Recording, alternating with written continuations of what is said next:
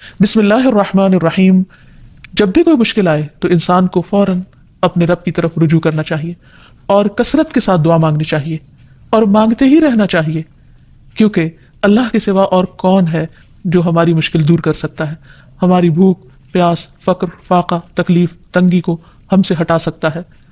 نبی صلی اللہ علیہ وسلم نے فرمایا، جب تم میں سے کوئی دعا مانگے تو کثرت سے مانگے، کیونکہ وہ اپنے رب سے مانگ رہا ہے، کسی اور سے نہیں۔ کیونکہ انسان جب کسی اور سے مانگتا ہے تو وہ ناراض ہو جاتا ہے، وہ نظریں چرانے لگتا ہے، وہ دور ہونے لگتا ہے، تعلقات خراب ہونے لگتے ہیں۔ لیکن جب انسان اپنے رب سے مانگتا ہے تو رب خوش ہوتا ہے، اس دعا کو انسان کے حق میں عبادت لکھ دیتا ہے، اس دعا کے مانگنے پر بے پناہ اجر لکھ دیتا ہے، اور دعا کے مانگنے سے انسان کی مشکل کو بھی آسان کرتا ہے۔ اصل میں دعا رکھی اس لیے گئی تاکہ انسان کا اپنے رب کے ساتھ ایک مضبوط تعلق قائم رہے۔ اسی طرح ایک اور حدیث میں بھی آتا ہے کہ رسول اللہ صلی اللہ علیہ وسلم نے فرمایا، لوگوں میں سب سے زیادہ عاجز وہ ہے جو دعا نہ مانگے، جو دعا مانگنے میں عاجز ہو، یعنی وہ دعا مانگنے میں سستی کرے یا کم ہمتی سے کام لے یا مایوسی کرے کہ میں تو بہت مانگ چکا، اب میں تھک چکا ہوں اور میری دعا تو سنی نہیں جاتی۔ نہیں، انسان کبھی بھی اپنے رب سے مایوس نہ ہو، لیکن یاد رہے کہ دعا مانگنے سے پہلے ہمیشہ اللہ سبحانہ وتعالیٰ کی حمد و ثنا کرے۔ ایک شخص نبی صلی اللہ علیہ وسلم کے پاس حاضر ہوا اور کہنے لگا کہ یا رسول اللہ صلی اللہ علیہ وسلم، مجھے قرآن مجید میں سے کچھ یاد نہیں رہتا، تو مجھے کچھ ایسے کلمات سکھا دیجئے کہ مجھے وہ اس سے کفایت کریں،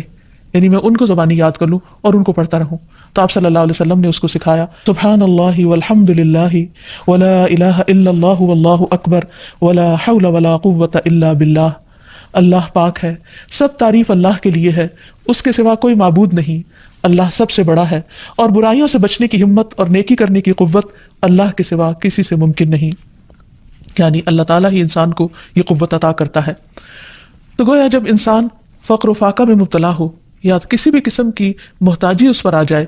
تو پھر اللہ سبحانہ وتعالیٰ ہی کی طرف رجوع کرے، کثرت کے ساتھ درود شریف پڑھے، اور خصوصاً دعا سے پہلے درود شریف کا پڑھنا قبولیت کا باعث بنتا ہے، اور اس میں درود ابراہیمی بھی پڑھا جا سکتا ہے، اور اس کے علاوہ مختصر درود جو ہیں وہ بھی پڑھے جا سکتے ہیں۔ کم سے کم اتنا تو کہے صلی اللہ علیہ وسلم، اور جتنی بار کہے گا ہر بار کہنے سے 10 رحمتیں اس پر آئیں گی۔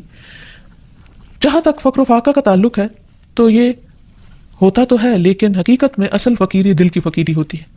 بہت سے لوگوں کے پاس بہت کچھ ہوتا ہے، لیکن اس کے باوجود بھی ان کے دل میں ہر وقت ایک خوف رہتا ہے یا ایک احساس رہتا ہے کہ ہمارے پاس کچھ نہیں، یا اگر یہ نہ رہا تو کیا بنے گا۔ اسی لیے ہم دیکھتے ہیں کہ ابو ذر رضی اللہ تعالیٰ عنہ کہتے ہیں کہ رسول اللہ صلی اللہ علیہ وسلم نے مجھ سے فرمایا، اے ابو ذر، تم مال کی کثرت کو مالداری سمجھتے ہو؟ میں نے عرض کیا، ہاں اے اللہ کے رسول صلی اللہ علیہ وسلم۔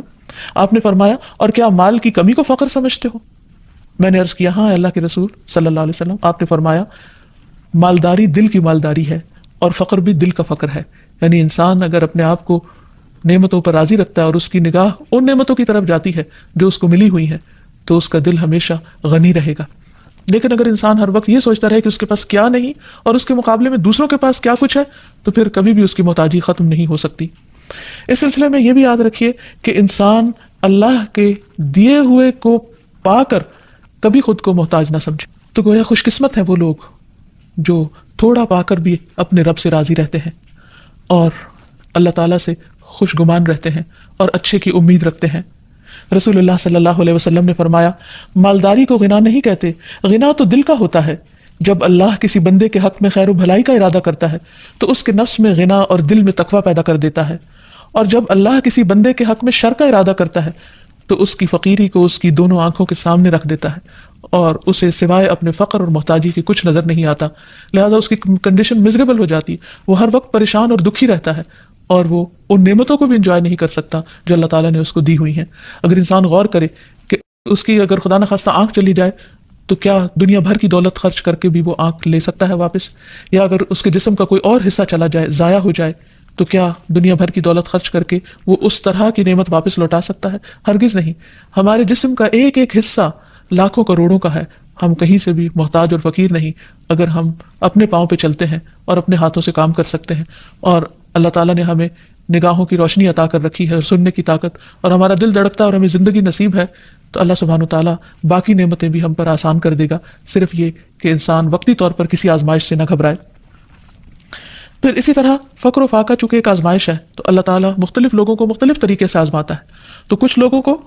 فقر سے آزماتا ہے، اور اس میں صرف یہ نہیں کہ کسی عام انسان کو، بلکہ اللہ تعالیٰ نے اپنے بڑے بڑے نیک بندوں کو بھی اس سے آزمایا ہے۔ لیکن عام حالات میں فقر و فاقہ کے جو اسباب ہمیں قرآن و سنت سے پتہ چلتے ہیں، ان میں سے ایک وجہ دین سے دوری بھی